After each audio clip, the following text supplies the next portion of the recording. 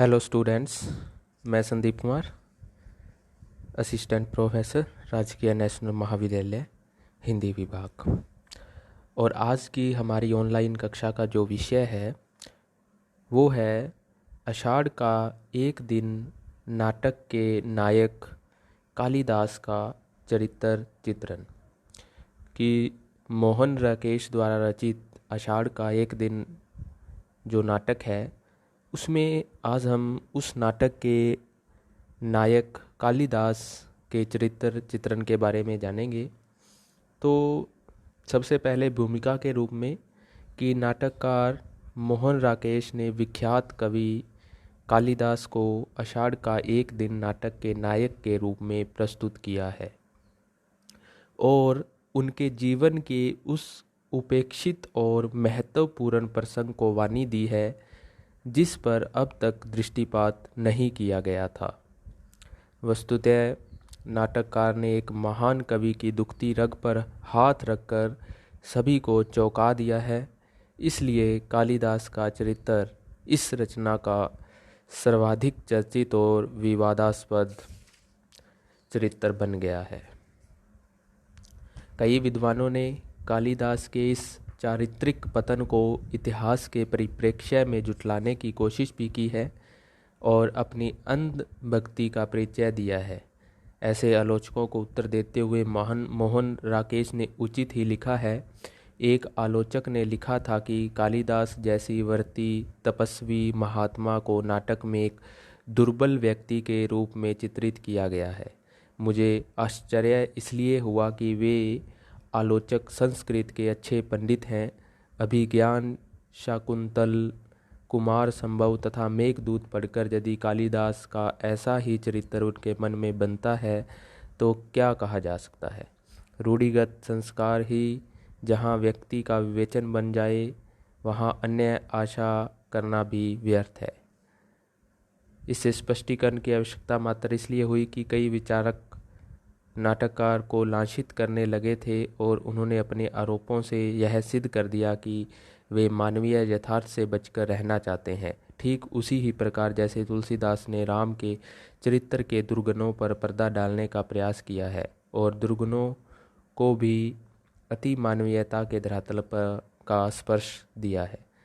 तो आषाढ़ का एक दिन का जो कालिदास है घोर आत्मकामी, अहनिष्ठ और स्वार्थी व्यक्ति है।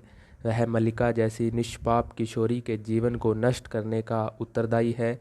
उसके चरित्र का अध्ययन निम्नलिखित बिंदुओं के अंतर्गत किया जा सकता है। तो उसके चरित्र की पहली विशेषता है अहिंसक एवं उदार व्यक्तित्व।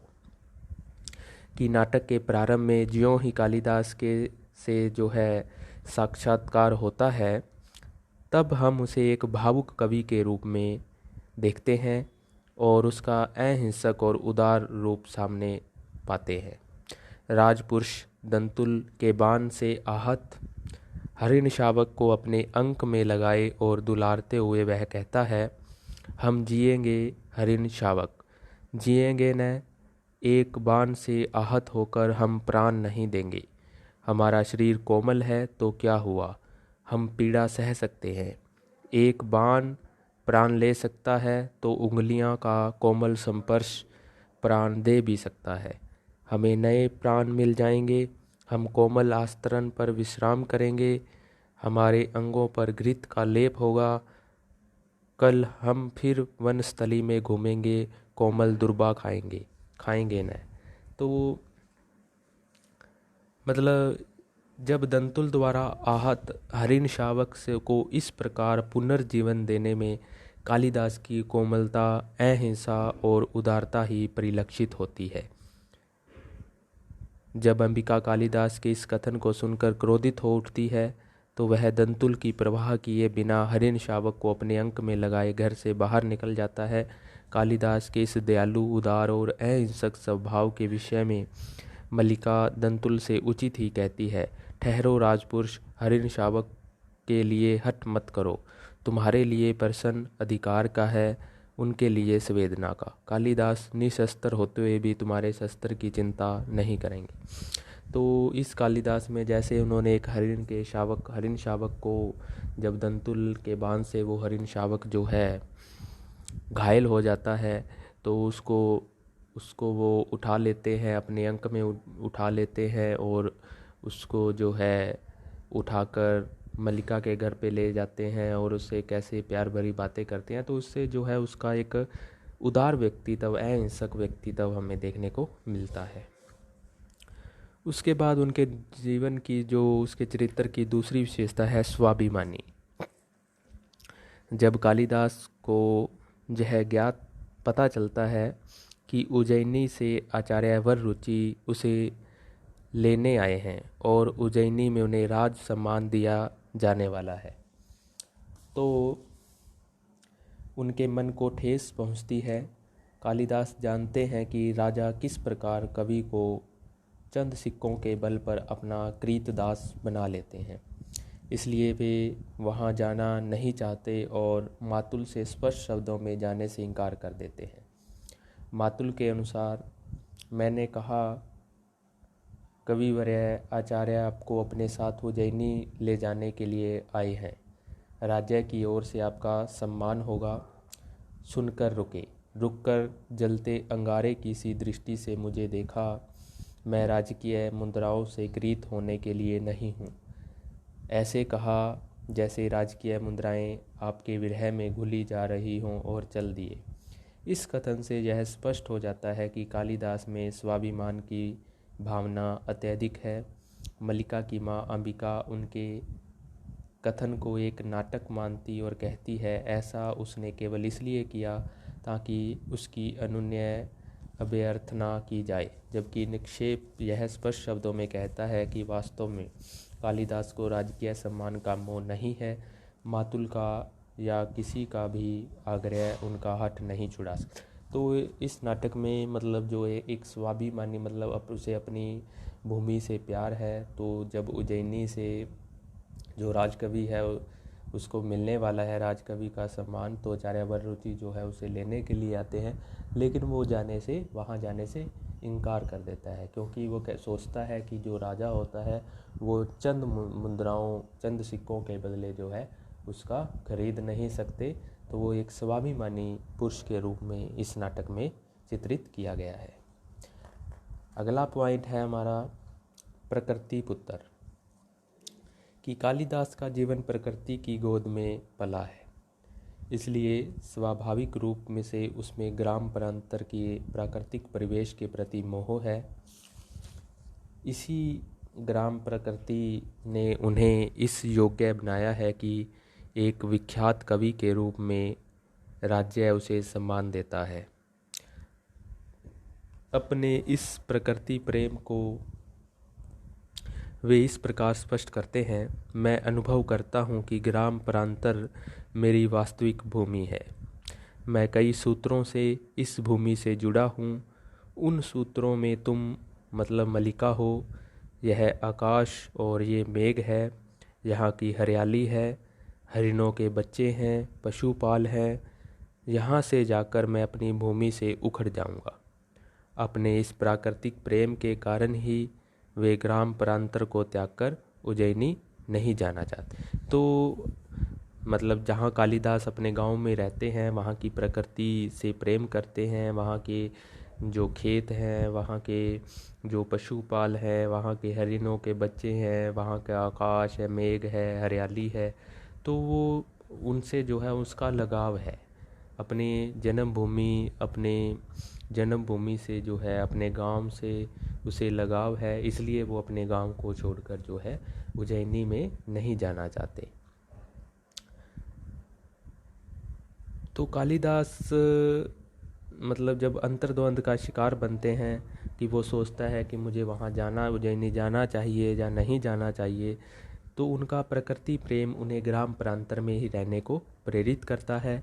साथ ही निक्षेप के इस कथन से भी वे प्रभावित हो जाते हैं कि योग्यता 1/4 व्यक्तित्व का निर्माण करती है, शेष पूर्ति प्रतिष्ठा द्वारा होती है। अवसर किसी का इंतजार नहीं करता। कालिदास जहाँ से नहीं जाते तो राज्य की कोई हानि नहीं होगी, राजकवि का आसन रिक्त नहीं रहेगा, परंतु कालिदास जो आज है जीवन भर वही रहेंगे, केवल एक स्थानीय कवि।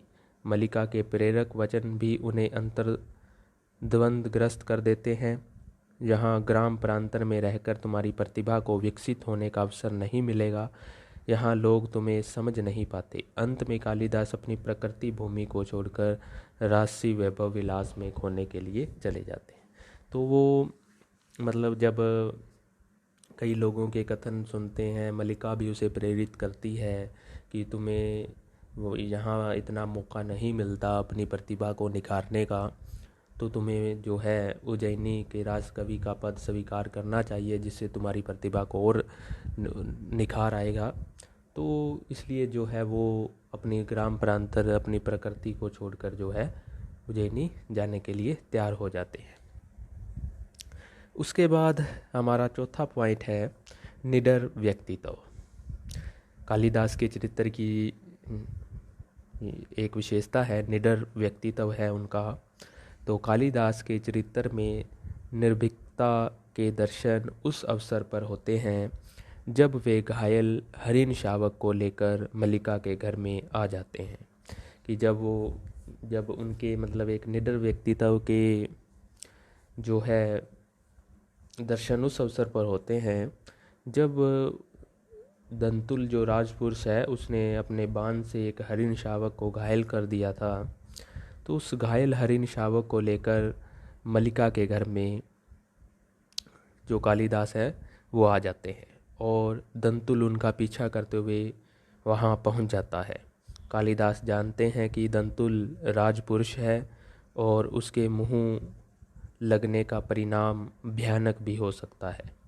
फिर भी वे दंतुल को देखते ही जिस प्रकार से उसे प्रताड़ित करते हैं वह उनकी निर्भीकता का ही प्रतीक है। तुम्हारा एक अपरिचित घर में आने का साहस कैसे हुआ? इस प्रदेश में हरिणों का आखेट नहीं होता राजपुरुष। तुम बाहर से आए हो इसलिए इतना ही पर्याप्त है कि हम इसके लिए तुम्हें अपराधी न माने। इसके अनंतर जब कालिदास को हरिण शावक को अपने साथ ले जाते देख दंतुल कहता है कि ओ राजपुरुष, दंतुल तुम्हें ले जाते देखता रहेगा। तब कालिदास निर्भीकता के साथ कहते हैं यह राजपुरुष की रुचि पर निर्भर करता है, और इतना कहकर वे बिना दंतुल की ओर देखे देवडी से चले जाते हैं। तो मतलब उसमें जो एक निडर व्यक्तित्व के दर्शन भी हमें देखने को मिलते हैं कालिदास के चरित्र में। तो वो किस प्रकार जो है दंतुल का सामना करता है और उसे मतलब जो हरिण शावक है जब उसके बाण से घायल हो जाता है तो उसके बदले में जो है उसे प्रताड़ित भी करता है, और बिना मतलब उसे पता है कि वो एक राजपुरुष है, उसके मुंह लगने से उनका परिणाम जो है भयानक भी हो सकता है, लेकिन फिर भी जो है वो उसका विरोध करता है। तो इससे जो है कालिदास के एक निडर व्यक्तित्व के हमें दर्शन देखने को मिलते हैं। आगे है नेक्स्ट पॉइंट कि दुर्बल हृदय प्रेमी। ये भी एक कालिदास के चरित्र की विशेषता है जो मोहन राकेश ने इस नाटक में उकेरी है कि दुर्बल हृदय प्रेमी। कि नाटककार ने इस नाटक में कालिदास को नाटक का नायक बनाकर भी उनके यथार्थ चरित्र को प्रस्तुत किया है और उनके दुर्बल प्रेमी हृदय को पाठकों दर्शकों के समक्ष रखा है। मतलब इस नाटक में चाहे वो नायक है आषाढ़ का एक दिन नाटक का, चाहे कालिदास नायक के रूप में जो है स्थान दिया है, लेकिन मोहन राकेश जी ने इस नाटक में जो है उनके यथार्थ चरित्र को भी प्रस्तुत किया है और उनके दुर्बल प्रेमी हृदय को पाठकों दर्शकों के समक्ष रखा है। नाटक की प्रभ विष्णु नायिका मल्लिका एक निष्ठ भाव से उन्हें अपने प्रणय पर सून अर्पित करती है और वे भी शुरू में यही घोषणा करते फिरते हैं कि वे मल्लिका के अतिरिक्त किसी अन्य से विवाह नहीं करेंगे। जो मल्लिका अपने निस्वार्थ प्रेम के कारण उन्हें उज्जैनी जाकर राज सम्मान से विभूषित होने के लिए प्रेरित करती है, उसी को कालिदास अंत में विस्मृत कर देते हैं। उज्जैनी जाकर वे राजपद में इस प्रकार मस्त हो जाते हैं कि उसे राजदोहिता प्रियगुमंजरी से विवाह करके भुला देते हैं। जब कालिदास उज्जैनी जाने को तत्पर होते हैं, उस समय अंबिका और विलोम कहते हैं कि इसी अवसर पर कालिदास मल्लिका से विवाह कर ले। उस अवसर पर भोली मल्लिका अपने निस्वार्थ भावना से स्वयं को कुंठाघात करती हुई कहती है कि जब कालिदास के जीवन में महान परिवर्तन आने वाला है तो विवाह की चर्चा छोड़कर वह अपने स्वार्थ की संसिद्धि नहीं करना चाहती।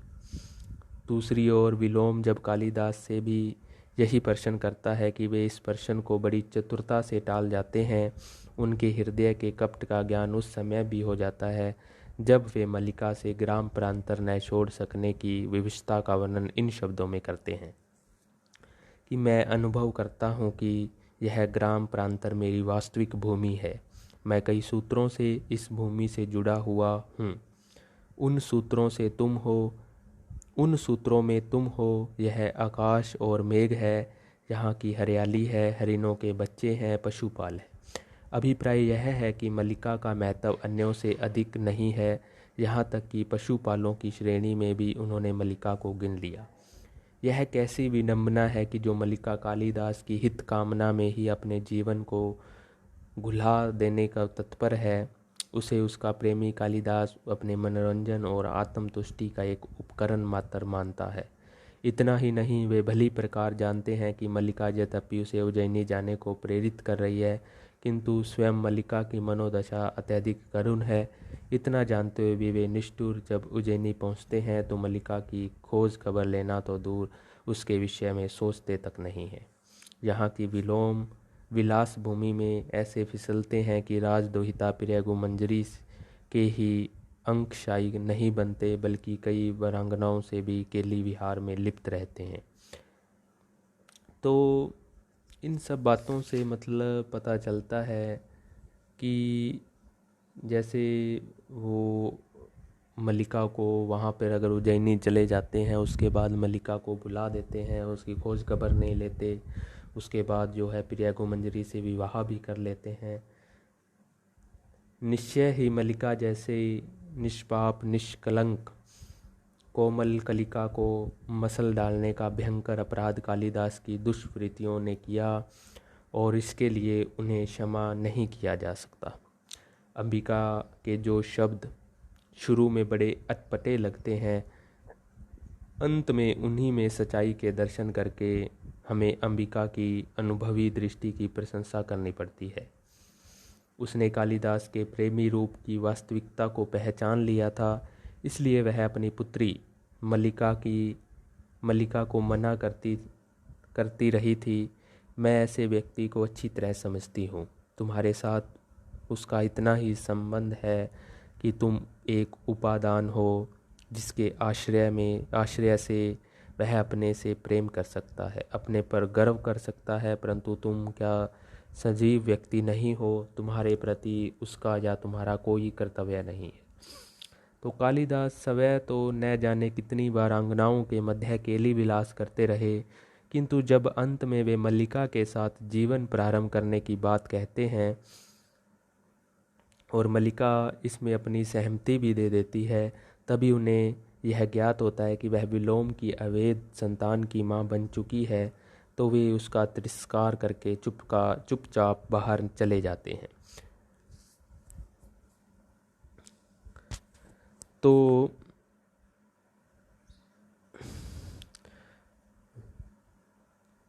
चुपचाप बाहर चले जाते हैं। यह कैसा न्याय है कि उन्हें यह भी याद नहीं आता कि वे स्वयं कितने चरित्रवान रह गए हैं। कालिदास स्वयं चाहे कितने ही घाटों का पानी पा चुके हों, वे क्षम्य है, किंतु मल्लिका ने यदि अपनी लाज बचाने हेतु विलोम के सम्मुख समर्पण कर दिया तो वह अक्षम्य है। कालिदास जैसे प्रेमी ही ऐसा सोच सकते हैं। निस्संदेह कालिदास एक दुर्बल प्रेमी है जो अपनी प्रिया को मनोरंजन का एक खिलौना मात्र समझते हैं, इससे इतर कुछ भी नहीं। तो इस नाटक में कालिदास के चरित्र की ये विशेषता है कि वो एक दुर्बल हृदय प्रेमी के रूप में उसका चरित्र मोहन राकेश जी ने अपने नाटक में किया है। उसके बाद उसके चरित्र की अगली विशेषता है जो है असफल राजनेता। कि कालिदास एक भावुक कवि होते हुए भी अपने अहनिष्ठ स्वभाव के कारण राजनीति में प्रवेश करते हैं और इसके द्वारा अपने प्रतिशोध की ज्वाला शांत करना चाहते हैं। किंतु एक कवि में वह कूटनीतिज्ञ शलशदम कहाँ जो राजनायक में संभव है।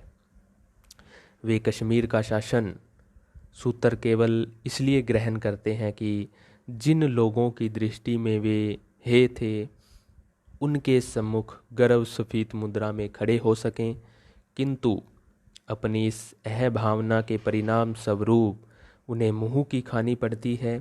उन्हें कश्मीर का शासन भार छोड़कर भागना पड़ता है। इस संदर्भ में अपनी दुर्बलता को वे स्वयं इस शब्दों में स्पष्ट करते हैं कि एक राज्य अधिकारी का कार्य क्षेत्र मेरे कार्य क्षेत्र से भिन्न था। मुझे बार बार अनुभव होता है कि मैंने प्रभुता और असुविधा के मोह से उस क्षेत्र में अनाधिकार प्रवेश किया है और जिस विशाल क्षेत्र में मुझे रहना चाहिए था उससे हट आया हूँ। नरेश पुत्री प्रिय गुमंजरी ने अवश्य उन्हें कुछ राजनीति सिखा दी, किंतु उतने से ही क्या होता। इसलिए विरोधियों के समक्ष टक्कर लेने में असमर्थ वे स्वयं कश्मीर छोड़कर भाग आए।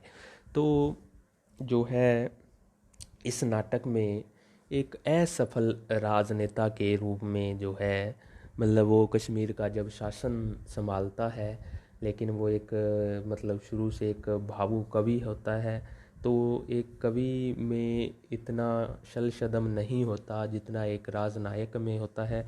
तो कश्मीर में जब वो विरोधियों का सामना करने में असक्षम होता है तो वो वहाँ से भागकर फिर वापस अपने गांव आ जाता है। तो उसमें जो है इस नाटक में जो है एक असफल राजनेता के रूप में कालिदास के चरित्र की व्याख्या की गई है। हमारा लास्ट पॉइंट है अहनिष्ठ एवं आत्म केंद्रित व्यक्तित्व। कि अहनिष्ठ एवं आत्म केंद्रित व्यक्तित्व भी कालिदास के चरित्र की एक महत्वपूर्ण विशेषता है। कि कालिदास के चरित्र की सर्वाधिक सशक्त अभिव्यक्ति उनके आत्म केंद्रित रूप में हुई है।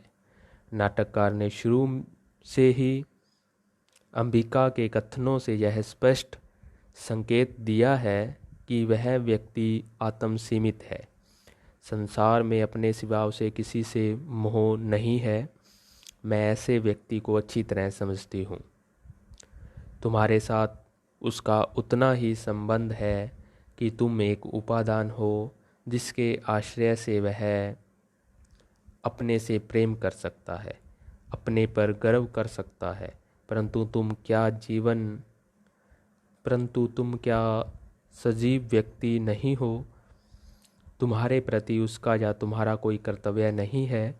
कालांतर में कालिदास का संबंध जब ग्राम प्रांतर से टूट जाता है तो वे मल्लिका को भी भुला देते हैं।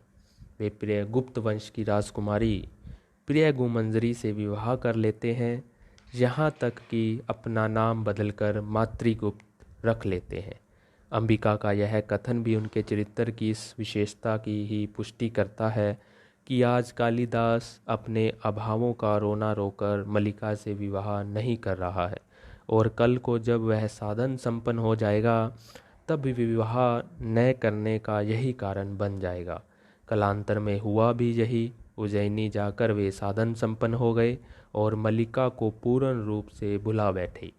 अपने अहनिष्ठ व्यक्तित्व का परिचय तो कालिदास सवै इन शब्दों में देते हैं कि तुम्हें बहुत आश्चर्य हुआ था कि मैं कश्मीर का शासन संभालने जा रहा हूँ। तुम्हें यह बहुत अस्वाभाविक लगा होगा, परंतु मुझे इसमें कुछ भी अस्वाभाविक प्रतीत नहीं होता। उन सब से प्रतिशोध लेने की भावना भी थी जिन्होंने जब मेरी भर्त्सना की थी, मेरा उपहास उड़ाया था। क्या यह प्रतिशोध उन्होंने अंबिका से लिया? क्या इसलिए अपने प्रतिशोध की आग में उन्होंने मल्लिका जैसी निष्पाप और निश्चल प्रेमिका को हव्य बनाया? कालिदास ने अपने बचाव के लिए चाहे जैसा भी सुहाग मल्लिका के सामने रचा हो, वे अपने अपराध से बच नहीं सकते। इन प्रश्नों का उत्तर वे दे भी दें तब भी उन्हें यह स्वीकारना होगा कि वह अहनिष्ठ और आत्म केंद्रित व्यक्ति है। इस प्रकार कहा जा सकता है कि कालिदास को नाटककार ने मानवीय रूप में चित्रित करके उनके जीवन को यथार्थ चित्र में प्रस्तुत किया है, जो नितांत मनोवैज्ञानिक है। तो इस नाटक में कालिदास को अहनिष्ठ और उनकी जो आत्म केंद्रित व्यक्तित्व है उसको जो है उसके व्यक्तित्व में आत्म केंद्रित और अहनिष्ठ व्यक्तित्व के बारे में जो है प्रकाश डाला गया है। तो इस प्रकार हम कालिदास के चरित्र की विशेषताओं को देखते हैं शुरू से ही कि वो पहले नंबर पे आता है हमारा अहिंसक और उदार व्यक्तित्व। कि शुरू में जो है जब वो हिरन के बच्चे को बचाते हैं तो उसमें जो उसका अहिंसक और जो उसको मतलब हरिण शावक के बच्चे को मलम पट्टी करते हैं तो उसके उदार व्यक्तित्व को जो है चरित्र हमें देखने को मिलता है। उसके बाद स्वाभिमानी है मतलब जब वो वर रुचि लेने आते हैं तो वो वहाँ जाने से इनकार कर देते हैं। वो कहते हैं कि मुझे मेरे ग्राम प्रांतर में ही रहना है, मैं किसी चंद सिक्कों के बदले किसी का गुलाम नहीं होना चाहता। तो वहाँ पर जो है उसके स्वाभिमानी रूप के दर्शन होते हैं। प्रकृति पुत्र है, अपने गांव प्रांतर, अपने वहाँ के जलवायु, वहाँ की हरियाली, वहाँ के पशुपाल हरिणों के बच्चों से उन्हें लगाव है।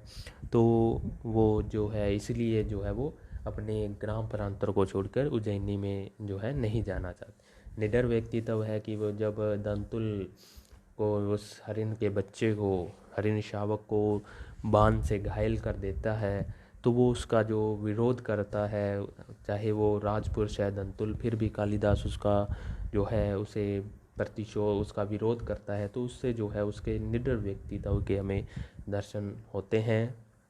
दुर्बल हृदय प्रेमी है कि वो चाहे वो मल्लिका से मतलब जब वो उज्जैनी चला जाता है तो वहाँ पे जाकर मतलब राजविलास में लीन हो जाता है और प्रिया मंजरी से शादी भी कर लेता है। वहाँ जाकर जो है वो मल्लिका की खबर भी नहीं लेता। तो मतलब उसमें जो है इस नाटक में एक दुर्बल हृदय प्रेमी के रूप में उसको दर्शाया गया है। फिर उसके बाद आता है असफल राजनेता कि जब वो कश्मीर का शासक बनता है अपनी मतलब वो लोगों को दिखाना चाहता है कि जिन लोगों ने उसकी भर्त्सना की है वो उनके सामने सीना तान के खड़ा हो सके। लेकिन एक जो शल शदम एक राजनेता में होता है वे एक भावुक कवि में कभी नहीं हो सकता। तो इसलिए वो कश्मीर का जो है वहाँ से उसके जब कश्मीर में विद्रोह होता है तो वो अपने विद्रोही का सामना करने में असक्षम होता है तो वहाँ से भागकर वापस अपने गांव आ जाता है। सबसे लास्ट में है उनके चरित्र की विशेषता की अहनिष्ठ एवं आत्म केंद्रित व्यक्तित्व कि वो मतलब अपने बारे में अधिक सोचता है, आत्म केंद्रित व्यक्तित्व है। और मतलब जो शुरू में अंबिका जो है उसके कथनों से स्पष्ट हो जाता है कि वह व्यक्ति आत्म सीमित है। और इस नाटक में जो नाटककार ने कालिदास को मानवीय रूप में चित्रित करके उनके जीवन के यथार्थ चित्रों को प्रस्तुत किया है, जो कि एक नितांत मनोवैज्ञानिक रूप से जो है मोहन राकेश ने अपने नाटक आषाढ़ का एक दिन में जो है कालिदास के चरित्र की दोनों उसके चरित्र के गुणों को भी और उसके जो अवगुण है उसको यथार्थ रूप से चित्रित किया है, मनोवैज्ञानिक रूप से चित्रित किया है। तो आज के लिए इतना ही। आज हमने आषाढ़ का एक दिन नाटक में कालिदास के चरित्र के बारे में उसकी चारित्रिक विशेषताओं के बारे में पढ़ा। धन्यवाद।